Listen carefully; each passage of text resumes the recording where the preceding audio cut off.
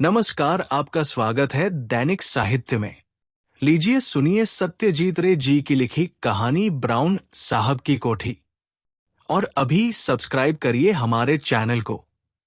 जब से ब्राउन साहब की डायरी मिली थी, बंगलौर जाने का मौका ढूंढ रहा था और वो मौका अप्रत्याशित रूप में सामने आ गया। बालीगंज स्कूल के वार्षिक रियूनियन के अवसर पर अपने पुराने सहपाठी अनिकेंद्र भौमिक से मेरी मुलाकात हो गई। अनीक ने बताया कि वो बंगलौर में इंडियन इंस्टीट्यूट ऑफ साइंस में नौकरी करता है। एक बार मेरे यहां घूमने फिरने आओ ना, the best place in India. मेरे घर में एक अतिरिक्त कमरा भी है, आओगे? स्कूल में अनीक मेरा गहरा दोस्त था। उसके बाद जैसा होता है वही हुआ। हम अलग अलग कॉलेज में दाखिल हुए। इसके अलावा वो विज्ञान का विद्यार्थी था और मैं कला का। दोनों ने विपरीत रास्ते पर चलना शुरू किया। बीच में वो विलायत चला गया। नतीजा ये हुआ कि हम दोनों की दोस्ती में भी बहुत कुछ बाधा पड़ गई। आज लगभग 12 साल के बाद उससे मुलाकात हुई। मैंने कहा, आ सकता हूं। कौन सा मौसम सबसे अच्छा रहता है? Any time. बंगलौर में गर्मी नहीं पड़ती। यही वजह है कि साहबों को वो जगह इतनी प्रिय थी। जब मर्जी हो चले आना। तब हाँ, 7 दिन पहले सूचना भेज दो तो अच्छा रहे। खैर, अब हो सकता है ब्राउन साहब की कोठी देखने का सुयोग प्राप्त हो जाए। लेकिन इसके पहले ये जरूरी है कि साहब की डायरी के बारे में बता दें। मुझे आप एक तरह से पुरानी पुस्तकों का कीड़ा कह सकते हैं। बैंक में नौकरी कर जितना कमाता हूं, उसका लगभग आधा पैसा पुरानी पुस्तकों की खरीद में चला जाता है। भ्रमण की कहानी, शिकार की कहानी, इतिहास, आत्मकथा, डायरी इत्यादि बहुत सारी पुस्तकें 5 वर्षों के दरमियान मेरे पास जमा हो गई हैं। कीड़ों के द्वारा काटे हुए पन्ने, बुढ़ापे के कारण जीर्ण हो गए पन्ने, सेंध के कारण रंगहीन हो गए पन्ने, इन सब से मैं अत्यंत परिचित हूं। और ये सब मेरी प्यारी वस्तुएं हैं। और पुरानी पुस्तकों की गंध, पहली बरसात के बाद भीगी मिट्टी से जो सोंधी गंध आती है, उसकी और पुरानी पुस्तकों के पृष्ठों की गंधिन दोनों का कोई मुकाबला नहीं। अगरू, कस्तूरी, गुलाब, हुस्न ही यहाँ तक कि फ्रांस की श्रेष्ठ से श्रेष्ठ परफ्यूमरी के सुवास को इन दोनों के सामने हार माननी पड़ेगी। पुरानी किताबें खरीदने का मुझे नशा है और पुरानी किताबें खरीदने के सिलसिले में ही ब्राउन साहब की डायरी मिली थी। इतना बता दूं कि ये छपी हुई डायरी नहीं है। हालांकि छपी डायरी भी मेरे पास है। वो डायरी सरपत की कलम से लिखी हुई असली डायरी है।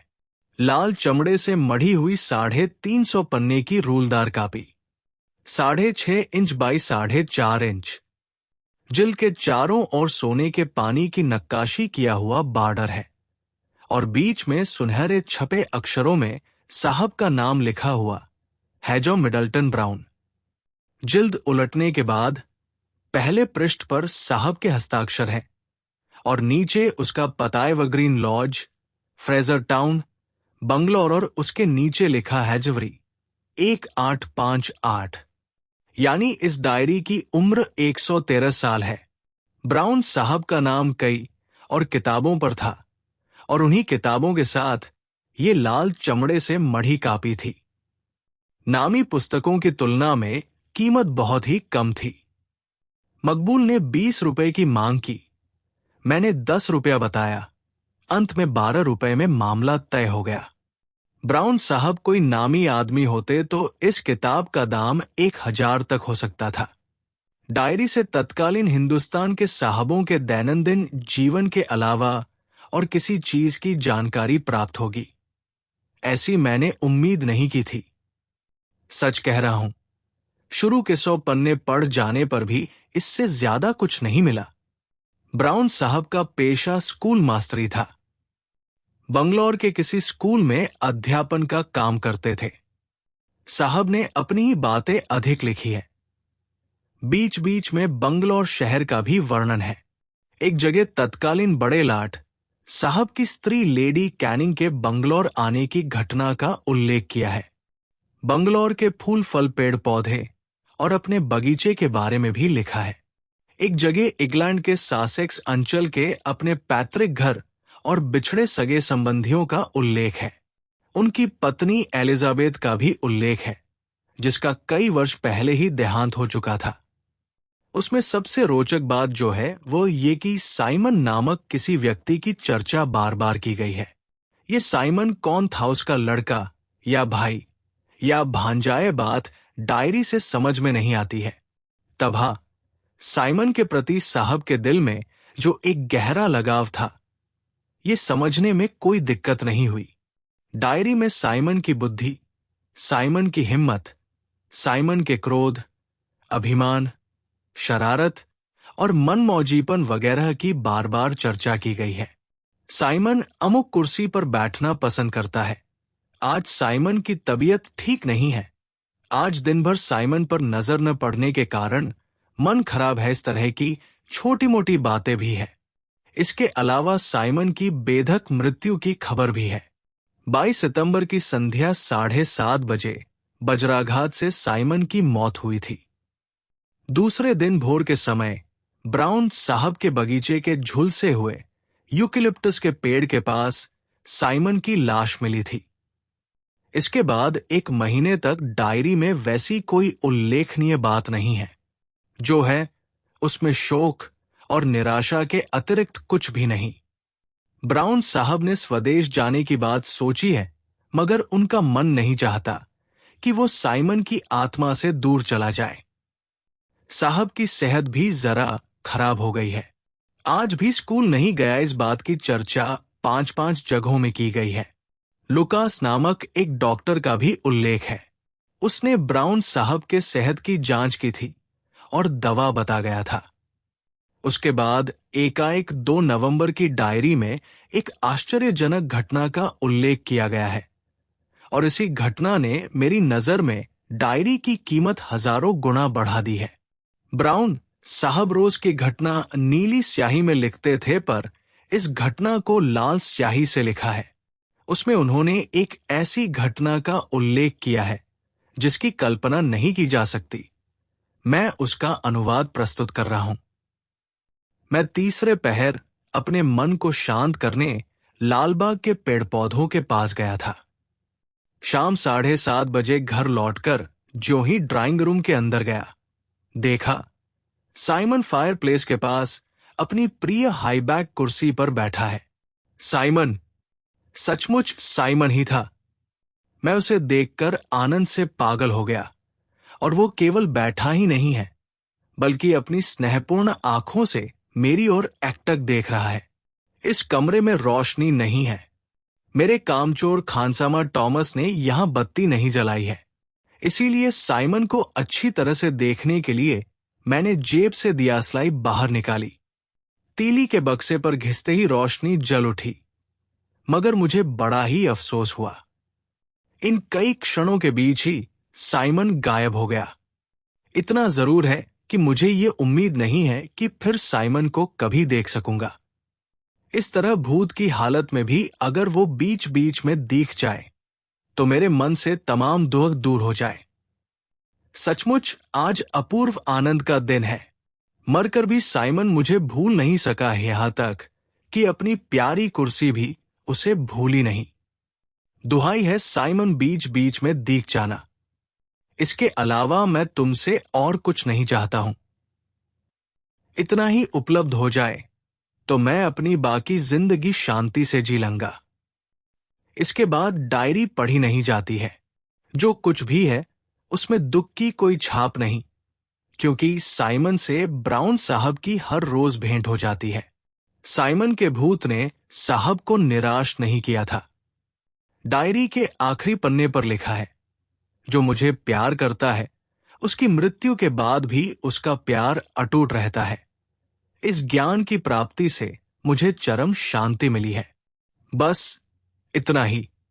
लेकिन अब सवाल उठता है ब्राउन साहब की वो कोठी बंगलौर के फ्रेजर टाउन का एवरग्रीन लॉजब है या नहीं, और वहां अब भी शाम के वक्त साइमन साहब के भूत का आगमन होता है या नहीं।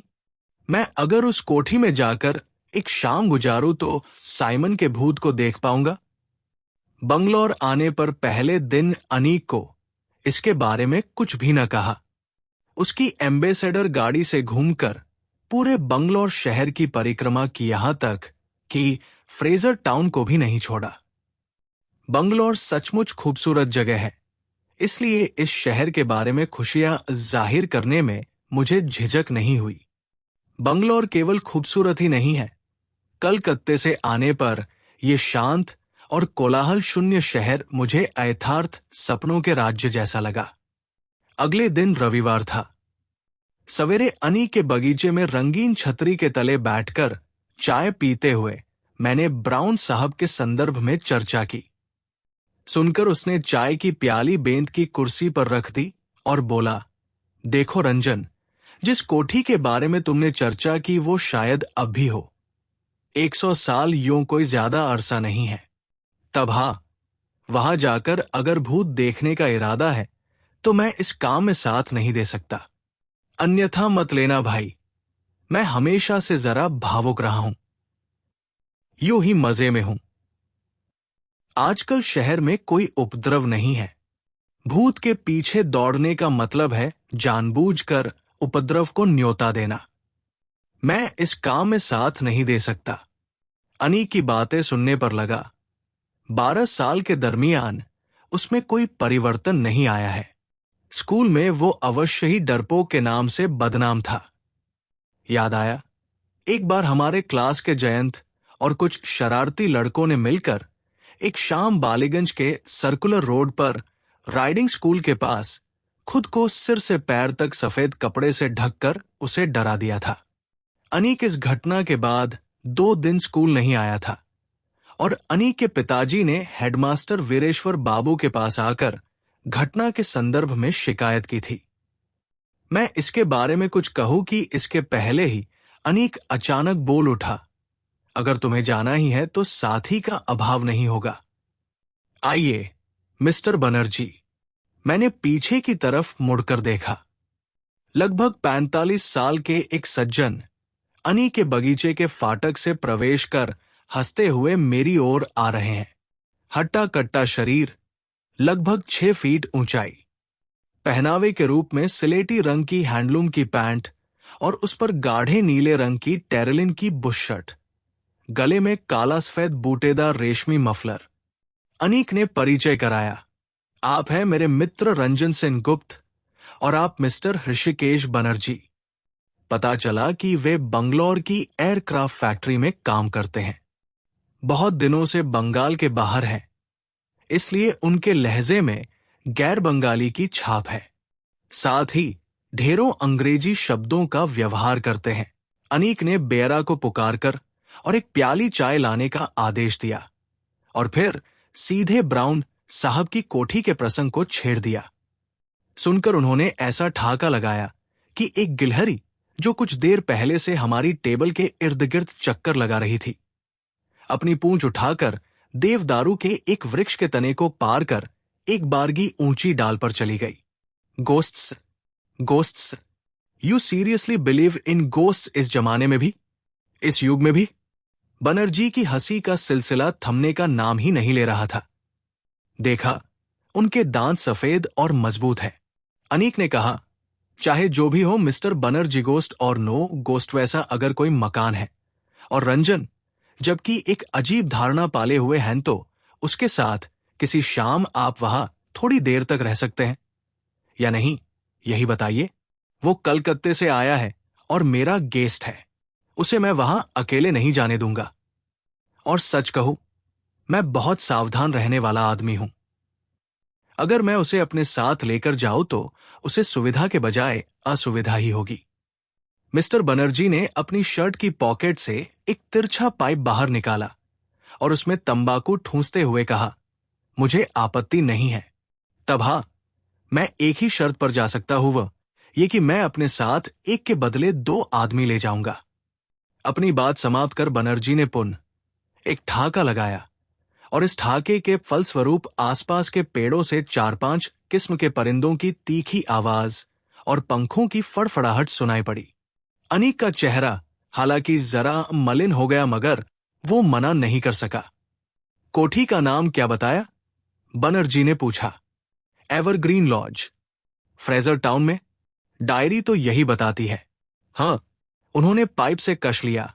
फ्रेजर टाउन में साहबों की कुछ कोठियां है, कॉटेज टाइप की। एनी वेगर जाना ही है तो देरी करने से क्या फायदा? हवाट एबाउट आज तीसरे पहर, यही 4 बजे। इंजीनियर होने से क्यामुड बिल्कुल मिलिट्री मैन और साहब के जैसा है।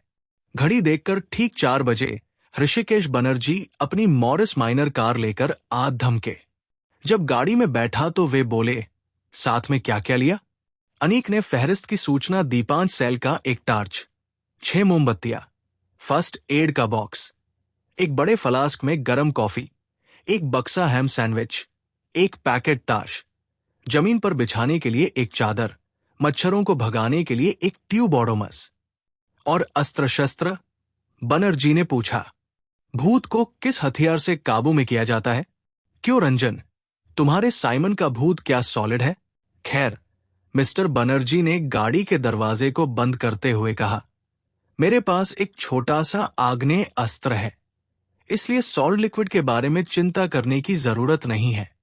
गाड़ी रवाना होने पर बनर्जी ने कहा, एवरग्रीन लॉज की बात काल्पनिक नहीं, मैंने अवाक होकर कहा। आपने इस बीच पता भी लगा लिया?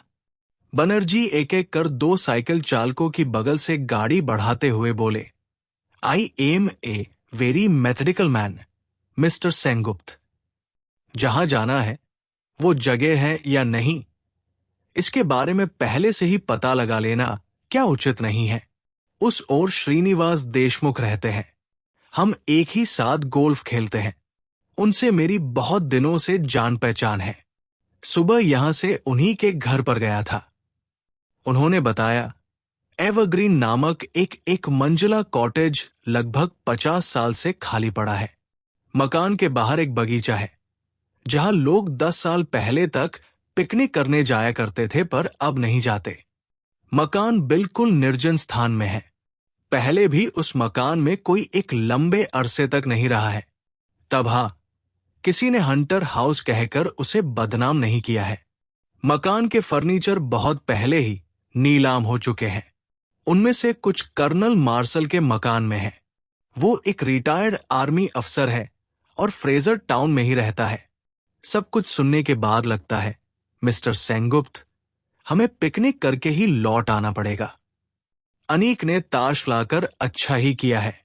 बंगलौर की साफ सुथरी चौड़ी सड़क से गाड़ी से जाते जाते लग रहा था, ये शहर भूत प्रेत से इतना खाली है कि यहां भूतहा मकान के अस्तित्व की कल्पना भी नहीं की जा सकती है। लेकिन उसके बाद ही मुझे ब्राउन साहब की डायरी की बात याद आ जाती थी। पागल हुए बिना आदमी इस तरह की अद्भुत बातें डायरी में क्यों लिखेगा? साइमन के भूत को ब्राउन साहब ने खुद ही देखा है, एक बार नहीं, अनेकों बार। वो भूत क्या हमें एक बार भी दिखाई न देगा?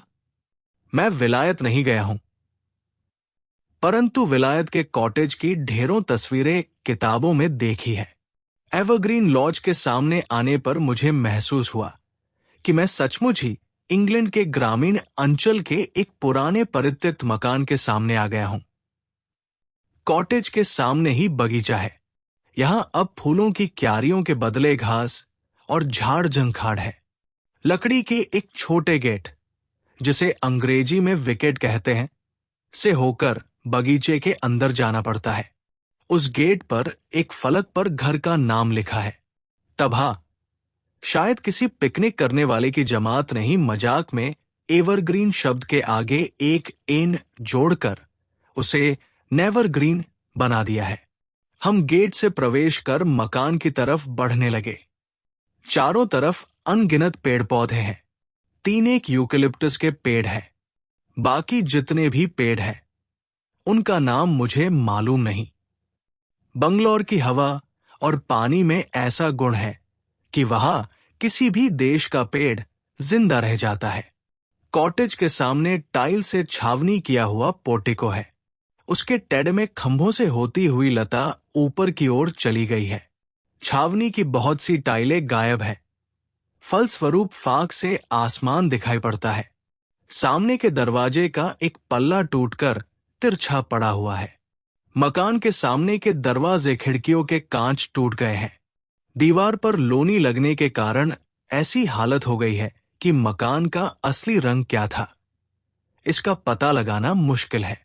हम दरवाजे से मकान के अंदर गए। अंदर जाते ही एक गलियारा मिला। पीछे की तरफ टूटी दीवार से एक कमरा दिख रहा है।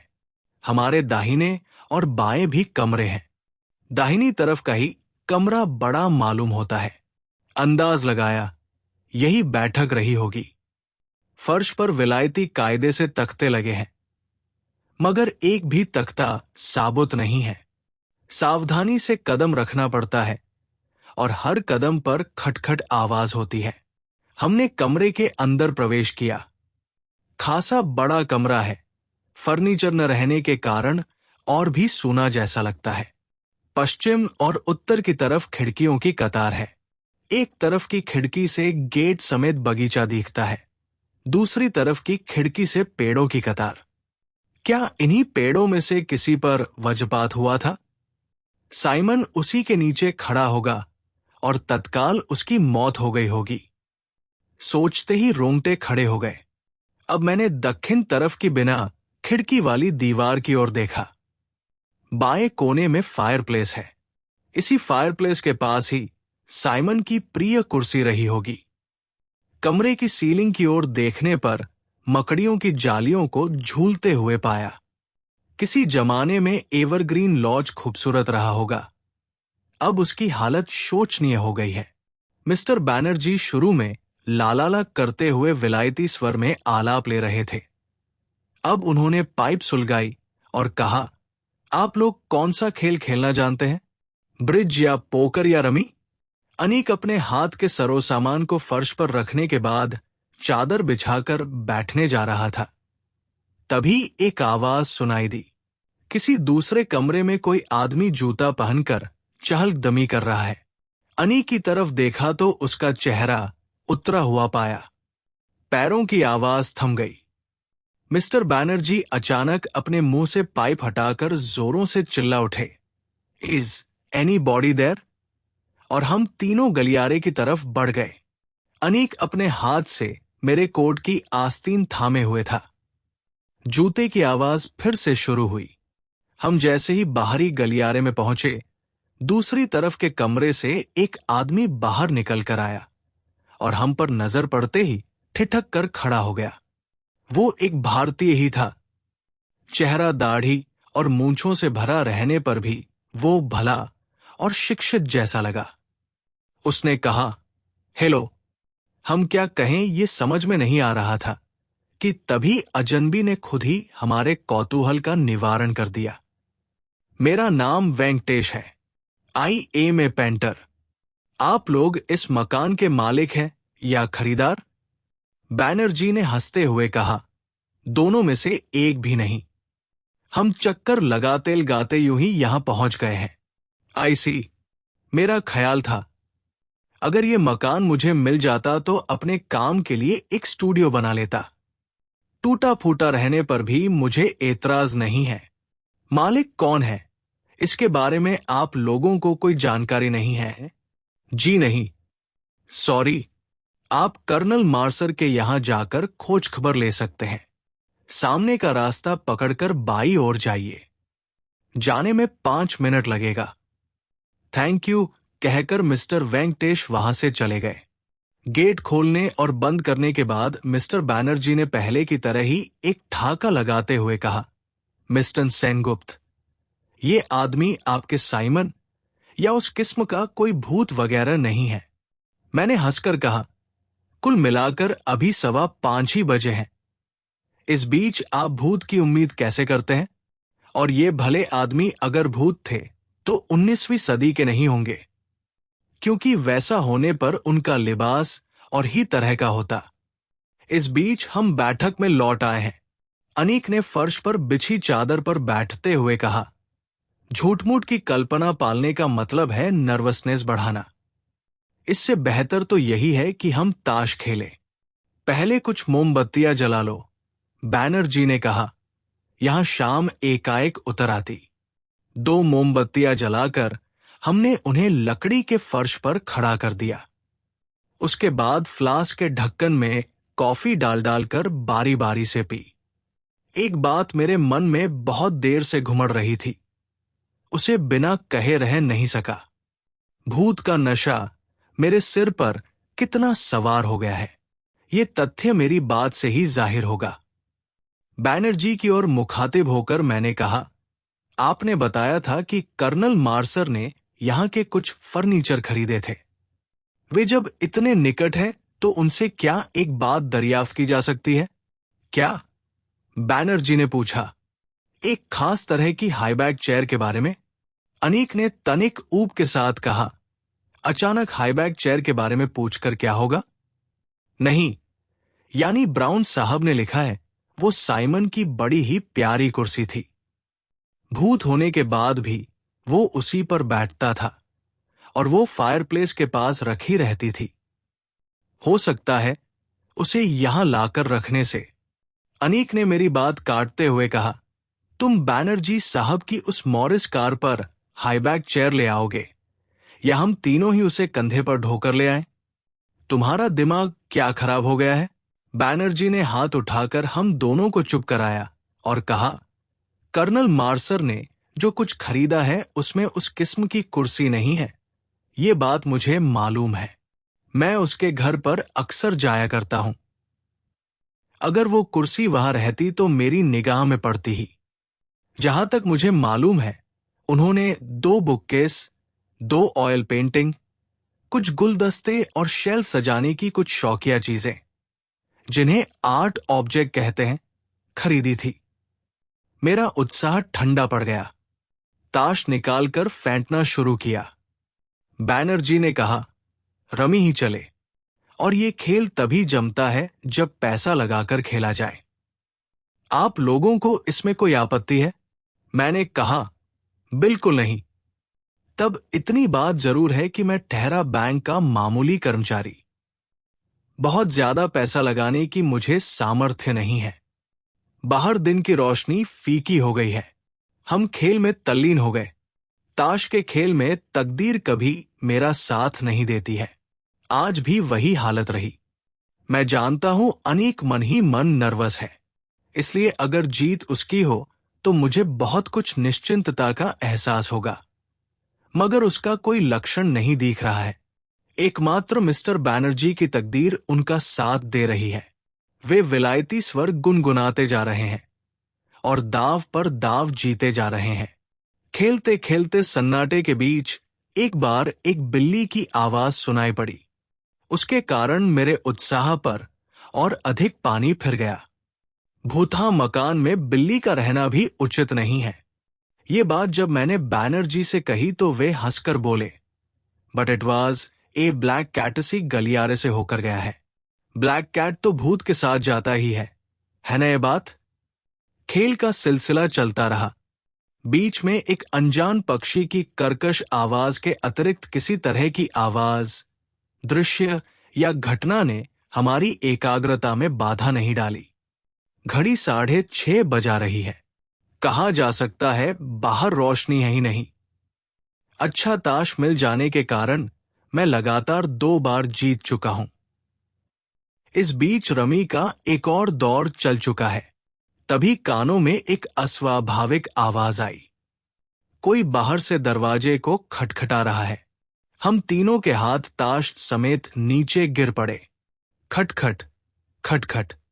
अनीक का चेहरा इस बार और भी उतर गया। मेरी भी छाती अंदर ही अंदर धड़क रही है, मगर बैनर्जी में घबराहट का नामो निशान तक नहीं है। अचानक सन्नाटे को भेदकर वे अपनी पुरजोर आवाज में चिल्ला उठे, हु इज इट? दरवाजे पर फिर खटखटाहट शुरू हो गई। बैनर्जी पता लगाने के लिए चटपट उठकर खड़े हो गए। मैंने उनका हाथ पकड़कर कहा, अकेले मत जाइए। हम तीनों एक साथ कमरे के बाहर आए। गलियारे में आने के बाद बाएं तरफ हमने एक आदमी को खड़ा पाया। वो सूट पहने हैं और उसके हाथ में लाठी है। अंधेरे में उसे पहचानना मुश्किल है। अनीक ने मेरी आस्तीन पकड़ ली, इस बार और ज्यादा जोर से। उसकी हालत देखकर मुझ में अपने आप एक साहस का भाव आ गया। इस बीच बैनर्जी कई कदम आगे बढ़ चुके थे। वे चिल्ला उठे, ओह, हेलो डॉक्टर लार्किन, आप यहां? अब मैंने भी उस प्रौढ़ साहब को गौर से देखा।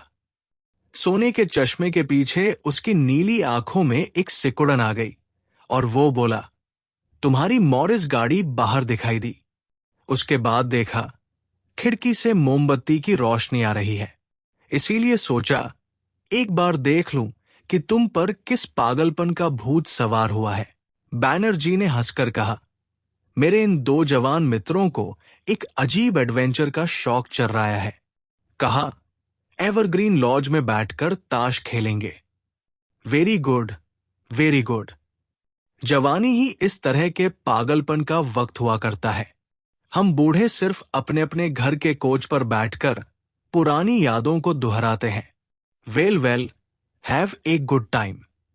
लॉकिन साहब ने हाथ उठाकर गुड बाय कहा और लाठी ठुकठुकाते हुए चले गए और हमें भी भूत की उम्मीद छोड़नी पड़ी। अब और क्या करें? हम फिर ताश खेलने में जुट गए। शुरू में मैं लगभग 4.5 रुपया हार रहा था। पिछले आधे घंटे के दरमियान उसमें से कुछ वापस आ गया है।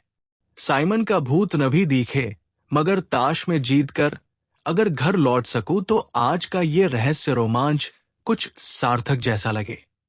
बीच बीच में आंखें घड़ी की तरफ चली जाती थी। असली घटना कब घटी थी उसका वक्त मुझे मालूम नहीं। ब्राउन साहब की डायरी से पता चला था कि शाम के इसी वक्त वज्रपात से साइमन की मृत्यु हुई थी। मैं ताश बांट रहा हूं, मिस्टर बैनर्जी अपनी पाइप सुलगा रहे हैं। अनीक कुल मिलाकर सैंडविच खाने के उद्देश्य से पैकेट में हाथ देने जा रहा है कि तभी उसकी आंखों की दृष्टि एक ही क्षण में बदल जाती है और उसके अंग प्रत्यंग जड़ जैसे हो जाते हैं। उसकी दृष्टि दरवाजे के बाहर गलियारे की तरफ टिकी हुई है। हम दोनों की भी दृष्टि स्वभावतया उसी ओर चली जाती है। जो कुछ देखता हूं उसके कारण कई क्षणों के लिए मेरा गला भी सूख जाता है और सांसों का चलना बंद हो जाता है। बाहर गलियारे के अंधेरे से दो चमकती हुई आंखें हमारी ओर अपलक ताक रही है। मिस्टर बैनर्जी का दाहिना हाथ आहिस्ता आहिस्ता कोट के वेस्ट पॉकेट की तरफ चला जाता है और ठीक उसी क्षण जादू की तरह वो मामला मेरे सामने स्पष्ट हो जाता है और मेरे मन से सारा भय दूर हो जाता है। मैंने कहा, आपके पिस्तौल की जरूरत नहीं है साहब, ये वही काली बिल्ली है। मेरी बात से अनीक में भी साहस का संचार हुआ। बैनर्जी ने पॉकेट से हाथ बाहर निकालकर कहा, हाउ रिडिकुलस। अब वे चमकती आंखें हमारे कमरे की तरफ आने लगी। चौखट पार करते ही मोमबत्ती की रोशनी में मेरी बात सही साबित हुई। ये वही काली बिल्ली थी। चौखट पार कर बिल्ली बाएं तरफ मुड़ी। हमारी दृष्टि उसके साथ साथ घूम रही थी, उसका पीछा कर रही थी। अब कि हम तीनों के गले से एक साथ ही एक शब्द बाहर निकल आया। अकस्मात विस्मय होने पर जिस तरह शब्द निकलता है, ठीक उसी तरह का शब्द। इस शब्द के निकलने का कारण यह था कि हम जब ताश खेलने में व्यस्त थे, उसी बीच पता नहीं कहां से और कैसे एक गाढ़े लाल रंग के मखमल से लिपटी हुई हाईबैक कुर्सी फायरप्लेस के पास आ गई थी। अमावस जैसे काली रात के अंधेरे में काली बिल्ली चुपचाप कुर्सी की तरफ बढ़ गई। उसके बाद वहां एक क्षण रुकी रही, फिर उसने एक छलांग लगाई और कुर्सी पर गुंजलक मारकर लेट गई। और उसी क्षण एक अजीब शब्द सुनकर मेरा शरीर विवरण हो गया। किसी एक अशरीरी वृद्ध की खिलखिलाहट के अंतराल से बार बार उच्चरित हो रहा है, साइमन, साइमन, साइमन, साइमन। और उसके साथ ही बचपने से भरी खुशियां और तालियों की गड़गड़ाहट। एक चीख सुनाई पड़ी और अनीक बेहोश हो गया। और मिस्टर बैनर्जी, वे अनीक को गोद में लेकर गलियारे से दरवाजे की तरफ बढ़ने लगे। मैं भी अब बैठा नहीं रह सका। ताश, मोमबत्ती, फ्लास्क, चादर सब कुछ पड़े रह गए। सौभाग्य से बंगलौर की सड़कों पर लोगों का आवागमन कम रहता है, वरना हमारी गाड़ी की तेज रफ्तार की चपेट में आकर उस समय कितने आदमी घायल होते, कहना मुश्किल है। अनीक को गाड़ी में होश आ चुका था, मगर उसके मुंह से एक भी शब्द बाहर नहीं निकल रहा था। पहले पहल मिस्टर बैनर्जी के मुंह से ही आवाज निकली। अनीक बेरा के हाथ से ब्रांडी का गिलास छीनकर एक ही खूंट में आधा गिलास पी गए और घरघराती आवाज में बोले, सो साइमन वाज ए कैट। मैं भी इस हालत में नहीं था कि कुछ बोलता, मगर मेरे मन ने हामी भरी। सचमुच साइमन ब्राउन साहब की अक्लमंद, मनमौजी, अभिमानिनी, आज्ञाकारिणी और लाडली थी। जिस साइमन की मृत्यु आज से 113 वर्ष पहले वज्रपात से हुई थी, वो यही पालतू काली बिल्ली थी।